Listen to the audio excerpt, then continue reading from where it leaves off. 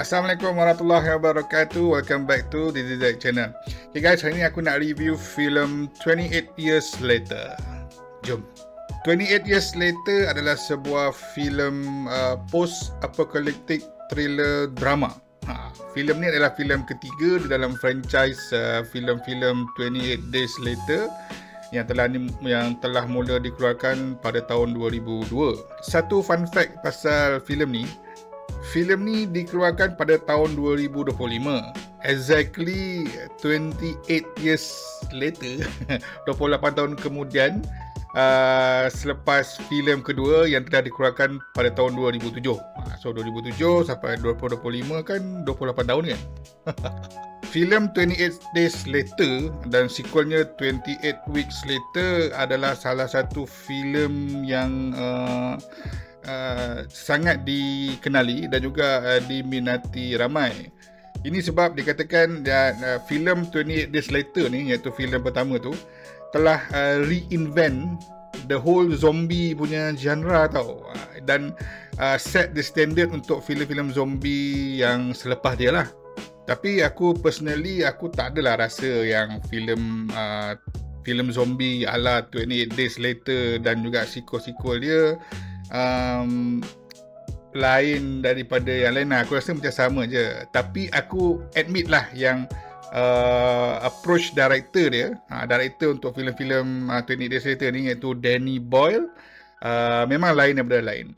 Sebab apa? Sebab Danny Boyle ni adalah seorang director yang suka, orang kata apa, dia tak suka ikut mainstream idea tau. Okay? Contohnya zombie kan. Mainstream idea zombie apa? Dia akan follow. Dia akan suka buat lain daripada lain. Dan dia suka reinvent lah. Macam cakap tadi lah. Dia suka reinvent cara baru untuk menggambarkan suatu benda tu. So kalau contoh zombie, zombie yang kita tahu macam ni, sebenarnya dia reinvent balik dengan cara lain. Yang tu aku admit ada kelainan sikit lah. So antara filem-filem beliau yang carry tema ni dan juga mengikut dia punya style arahan tu adalah seperti The Beach, lakonan Leonardo DiCaprio, Slumdog Millionaire, 127 Hours dan juga The Sunshine. Filem 28 Years Later ni dia set selepas kejadian outbreak of the Rage virus, iaitu virus yang telah mengakibatkan ramai penduduk di England, especially London, menjadi zombie. Tapi dalam filem ni dia tak panggil zombie, dia panggil The Infected. So filem ni dia punya setting dia 28 years later selepas kejadian tu lah. Filem kali ini berkisah tentang satu komuniti survivor ni yang telah mengasingkan diri mereka di sebuah pulau jauh daripada mainland England lah. So once a while diorang ni kena hantar satu macam hunting party ke mainland untuk explore mainland untuk cari bekalan untuk kelangsungan hidup lah.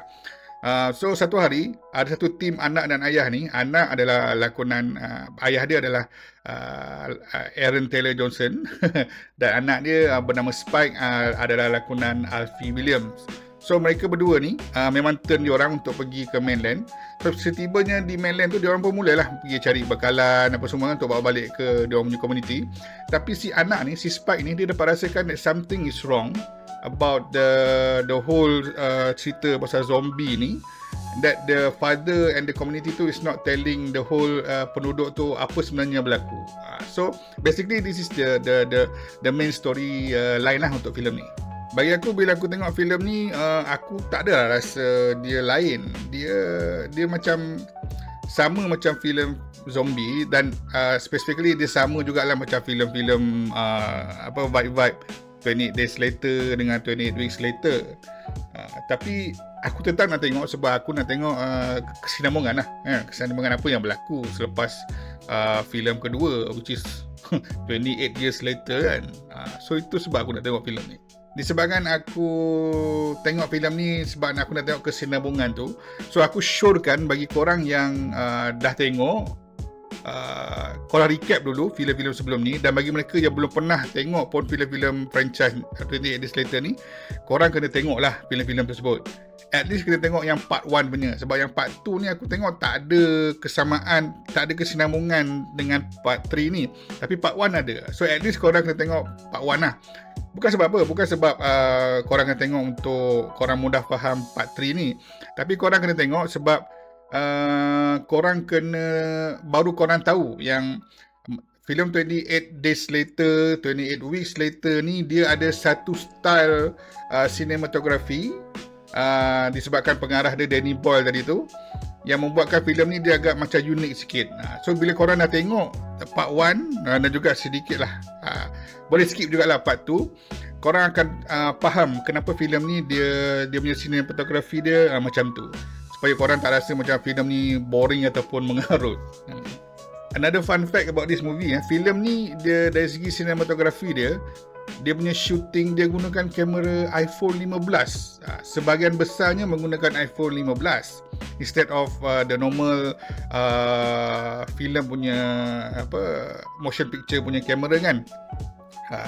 Aku ada baca bila ditanya kenapa Danny Boyle ni dia pakai iPhone 15. Ada dua reason. Yang pertama sebab iPhone 15 ni dia kecil, size dia kecil dan dia mudah alih dan senang dibawa. Tapi dia mampu untuk shoot video pada rate yang tinggi lah, kira almost at par dengan filem-filem kamera-kamera besar yang dah guna. So dia kalau boleh, dia tak nak peralatan kamera ni mengganggu ataupun merosakkan alam sekitar tau, merosakkan tempat dia shooting tu. So that's why dia opt for iPhone 15 sebab iPhone 15 ni kecil, dia tak perlu banyak peralatan untuk dibawa ke tempat lokasi penggambaran. So at the same time dia dapat protect the environment. Itu apa yang dia cakap lah. Another reason yang dia kata is because dia nak stay true to the 28 Days Later punya vibe dan cinematography dia yang asal lah. Sebab kalau korang tak tahu, 28 Days Later iaitu filem pertama, Danny Boyle ni dia shoot pakai kamera biasa tau, bukan kamera orang guna untuk shooting, tapi kamera biasa, kamera ala-ala camcorder.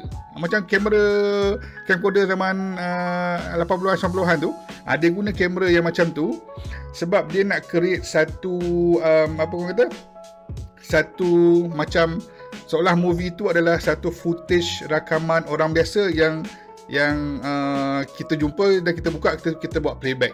Dia nak buat macam tu. Dan pada ketika itu style dia ni memang sangat revolutionary lah. Orang kata gila, hebat kot kan zaman tu lah. So dia nak create balik, dia recreate balik the same cinematography, dan juga dia nak stay true to the 28 Days punya theme melalui iPhone 15. Itu tu sebabnya. Pace filem ni bagi separuh masa pertama tu agak laju, agak pantas, banyak penuh dengan thriller, penuh dengan jump scare, penuh dengan action jugalah. Memang dia macam bila aku tengok first half ni memang it got me excited lah. Memang best tengok. Tapi bila dah masuk ke di penghujung babak kedua, masuk babak ketiga, ataupun aku kata separuh masa kedua filem ni lah, tiba-tiba dia macam jadi slow tau. Dia punya jalan, dia punya pace tu jadi slow sebab penceritaannya bertukar daripada trailer action kepada drama trailer. Banyak elemen drama dan kurangnya elemen trailer sebab adalah penceritaan yang berlaku. So that's why aku faham lah kenapa dia agak slow sikit. Tapi bagi aku aku rasa macam dragging, dan aku punya excitement tu go from excited kepada boring bila aku tengok second half of this movie. Dan itu bagi aku adalah turn down bagi aku. Dari segi filem ni punya scene sequences, transition scene ke scene, dia ada satu style ni yang mana dia tengah tunjuk satu scene ni tengah progress, tiba-tiba dia cut kepada scene lain. Dia cut kepada scene lain bukan untuk tukar cerita, tapi scene lain tu dia nak explain balik apa yang the main scene tadi tu. Macam flashback lah, tapi dia bukan flashback. Dia bukannya cerita masa yang lepas. Dia cerita pada scene lain sebab dia nak explain balik the main scene tadi. So bila banyak scene cut ke sana, cut ke sini, dia macam mata aku jadi pening. Dan juga dia macam aku jadi distorted tau, terganggu lah. So ni pun adalah salah satu turn down bagi aku. Dari segi zombie, aku tengok zombie dia, aku boleh katakan sama je dari segi efek, dari segi makeup, tapi ada kelainan. Aku kena point out kat sini sebab zombie dalam cerita ni dia dipertontonkan dengan dengan cara yang aku tak pernah tengok zombie tu dia boleh jadi macam tu tau. Aku tak nak cerita apa dia, tapi ini adalah kelainan yang Danny Boyle selalu bawa. Macam aku cakap tadi, dia suka reinvent balik, dia suka buat cara tak ikut mainstream. So macam mana dia ceritakan zombie dalam filem ni, tak pernah aku terfikir zombie tu boleh jadi macam tu. So itu bagi aku one of the strong point of this movie. Aku tengok filem ni pun sebab antara sebabnya adalah sebab Aaron Taylor Johnson berlakon. Aku memang suka Muhammad ni. Sebab filem-filem dia lakon tu semua memang best lah, banyak penongan action lah. Tapi unfortunately screen time dia tak panjang. Dia tak ada throughout the whole movie ni tau. Dia hanya, boleh aku katakan, hanya untuk separuh masa pertama saja, which is bagi aku yang separuh masa pertama ni penuh dengan action, dengan trailer tadi lah. Itu banyak, itu dia ada. Tapi untuk separuh masa kedua almost dia memang dah tak ada dah. Bila dah tak ada tu, dia penuh sebab dah penuh dengan elemen drama, dia memang tak ada. So aku rasa agak boring sikit lah. Dan it turns out that sebenarnya Aaron Taylor Johnson ni dia bukan pelakon utama. Aku ingat pelakon utama, sebab Cillian Murphy tak ada dalam filem kali ni. So aku ingat Aaron Taylor Johnson lah we take the main role. Tapi sebenarnya the main character adalah Spike, lakonan Alfie William. Dia sebenarnya adalah the main character of this film. At first pada masa pertama aku tak nampak pun yang dia the main lead, rupanya dia, right? Dan juga aku boleh katakan dia ni sebenarnya pelakon baru tau, sebab dia macam pelakon kanak-kanak, budak-budak, dan walaupun dia pelakon baru, lakonan dia sangat-sangat convincing dan sangat berjadi, you know. Overall aku boleh katakan aku enjoy tengok filem ni, tapi untuk separuh masa pertama je. Separuh masa pertama memang filem ni best. About aku rasa dalam 30 minit macam tu, 30 minit 40 minit macam tu lah. So memang best. Tapi bila dah masuk ke second half, aku immediately jadi boring. Sebab aku tertanya juga, second half ni, filem ni sebenarnya filem drama ke filem zombie kan? Dari sebab tu aku bagi rating filem ni 5/10. Tapi itu apa pendapat aku, sebab aku ni bukanlah kata peminat filem peminat Danny Boyle ataupun peminat franchise filem ni. Bagi mereka yang betul-betul peminat, yang follower untuk filem-filem 28 Days Later ni, aku rasa korang akan lebih appreciate filem ni. Okay guys, itu tadi aku punya review berkenaan dengan filem 28 Years Later. Seperti biasa, kalau korang suka aku punya video review, sila tekan butang like, share video ni dengan korang, dan bagi mereka belum subscribe, sudi-sudi untuk subscribe ke DDZ Channel untuk menikmati lagi lebih banyak video-video movie review yang akan datang. Sehingga kita jumpa lagi di video seterusnya. Assalamualaikum.